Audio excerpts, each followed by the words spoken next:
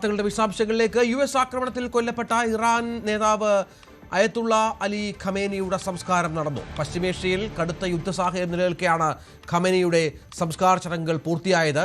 സ്വന്തം നഗരമായ മഷ്ഹദിലെ ഇമാം റസ മന്ദിരത്തിലാണ് സംസ്കാരം നടന്നത്. കഴിഞ്ഞ 2 ദിവസങ്ങളായി തുടരുന്ന US വ്യോമാക്രമണങ്ങളിൽ ഇറാനിൽ 14 പേർ കൊല്ലപ്പെട്ടു എന്ന കണക്ക് പുറത്തുവന്നു. 78 പേർക്ക് പരിക്കേൽക്കുകയും ചെയ്തതായി ഇറാൻ അറിയിച്ചു. വി വിനോദ് ഏറ്റവും പുതിയ വിവരങ്ങൾ പങ്കുവെക്കുകയാണ്. വിനോദ്, തുടർച്ചയായി 2 ദിവസത്തെ ആക്രമണമാണ് ഈ ഖമേനിയുടെ സംസ്കാര ചടങ്ങുകൾക്കിടെ അമേരിക്ക ഇറാനിൽ നടത്തിയത്. പല നഗരങ്ങളിലും വലിയ സ്ഫോടനങ്ങളുണ്ടായി, തീപിടിക്കുന്ന കാഴ്ചകളൊക്കെ നമ്മൾ കണ്ടു. ഇപ്പോൾ മരണക്കണക്കും പരിക്കേറ്റവരുടെയൊക്കെ എണ്ണം പുറത്തു വരികയാണ്. എന്തൊക്കെയാണ് വിവരങ്ങൾ? രഞ്ജിത്ത്, ഫെബ്രുവരി 28-നാണ് US-ന്റെ വ്യോമാക്രമണത്തിൽ ഖമേനി ഉൾപ്പെടെയുള്ള നേതാക്കൾ കൊല്ലപ്പെട്ടത്.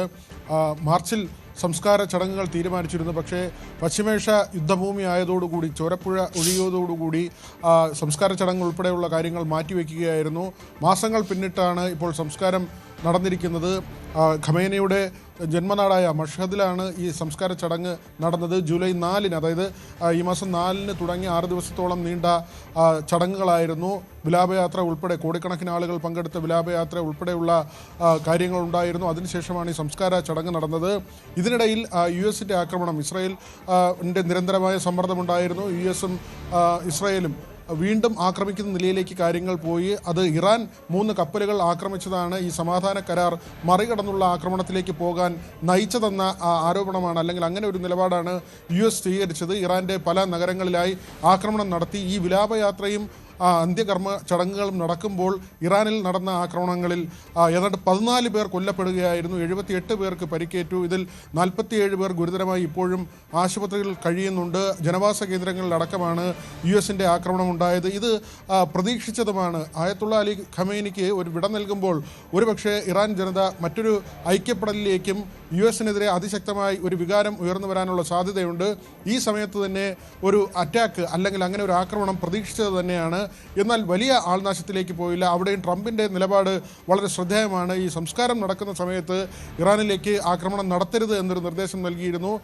ഇറാനും തിരികെ ആക്രമിക്കരുതെന്ന ഒരു നിർദ്ദേശം അമേരിക്കയുടെ ഭാഗത്തു നിന്നുണ്ടായി. അതുകൊണ്ട് തന്നെ ഇന്ത്യൻ സമയം 4:30 മണിയോടുകൂടിയാണ് ഈ സംസ്കാരം നടക്കുന്നത്.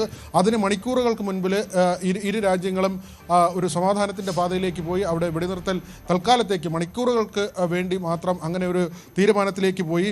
പുണ്യകേന്ദ്രമായ ഇമാം റസ മന്ദിരത്തിലാണ് ഖമേനിയുടെ സംസ്കാരം നടത്തിയത്. അതിനു മുൻപ് ടെഹ്റാൻ, ഖൂം, നജാബ്, കർബല തുടങ്ങി വിവിധ നഗരങ്ങളിലൂടെ ഭൗതികദേഹവും വഹിച്ചുള്ള വിലാപയാത്ര നടന്നിരുന്നു. കോടിക്കണക്കിന് ആളുകൾ, ഏതാണ്ട് 2 കോടിക്കടുത്ത് ആളുകൾ അവിടെ പല കേന്ദ്രങ്ങളിലായുള്ള ആകെ കണക്കാണ്. മാത്രമല്ല ഇറാഖിലേക്ക് നേരത്തെ ഭൗതികദേഹം കൊണ്ടുപോയിരുന്നു. അങ്ങനെ പലയിടങ്ങളിലായി ഇങ്ങനെ ജനസഹസ്രം അല്ലെങ്കിൽ കോടിക്കണക്കിന് ആളുകൾ ഒഴുകിയെത്തുന്ന ഒരു സാഹചര്യം ഉണ്ടായിരുന്നു. അങ്ങനെ അവരുടെ ഒരു വൈകാരികമായ നിമിഷമാണ് കടന്നു പോകുന്നത്. ഈ സമയത്ത് അമേരിക്കയും ഇറാനും ഒരു യുദ്ധത്തിലേക്കോ ഏറ്റുമുട്ടലിലേക്കോ പോയില്ല എന്നത് ഏറ്റവും ശ്രദ്ധേയമാണ്. പക്ഷേ വരും ദിവസങ്ങളിൽ കാര്യങ്ങൾ വ്യത്യസ്തമായിരിക്കും. ഒരുപക്ഷെ ഇറാനിലേക്ക് വലിയ തോതിൽ അമേരിക്കയുടെ ആക്രമണം ഉണ്ടാകാം. ഇപ്പോൾ ഹോർമൂസിൽ ഇറാൻ്റെ കപ്പലുകൾ, പടക്കപ്പലുകൾ, IRGC-യുടെ സൈനികർ എല്ലാം തന്നെ സജ്ജമായി നിൽക്കുന്നു. അമേരിക്കയുടെ ഭാഗത്ത് നിന്ന് ആക്രമണം ഉണ്ടായാൽ കുവൈറ്റും ഖത്തറും സൗദിയും അടക്കം അമേരിക്കയെ പിന്തുണയ്ക്കുന്ന രാജ്യങ്ങളെ, ഗൾഫ് രാജ്യങ്ങളെ ആക്രമിക്കാൻ തന്നെയാണ് ഇറാൻ്റെ തീരുമാനം. ഒരുപക്ഷെ വലിയ രക്തച്ചൊരിച്ചിലേക്ക് കാര്യങ്ങൾ പോയേക്കാം. ഓഹരി വിപണിയിലും ഇത് പ്രതിഫലിക്കുന്നുണ്ട്. വിപണികളെല്ലാം തന്നെ തകർച്ചയിലേക്ക് പോകുന്ന കാര്യമുണ്ട്. ഇപ്പോൾ എണ്ണവില ഒന്ന് കുറഞ്ഞതാണ്. പക്ഷേ കാര്യങ്ങൾ കൈവിട്ടു പോയാൽ അടുത്ത മണിക്കൂറുകളിൽ എന്താകും എന്നതിനെ ആശ്രയിച്ചിരിക്കും കാര്യങ്ങൾ. ഇന്ത്യ അടക്കമുള്ള രാജ്യങ്ങൾ അതിനെയൊക്കെ തന്നെ ആകാംക്ഷയോടുകൂടിയാണ് നോക്കിക്കാണുന്നത്. രഞ്ജിത്ത്, ശരി. വി വിനോദാണ് വിവരങ്ങൾ പങ്കുവച്ചത്.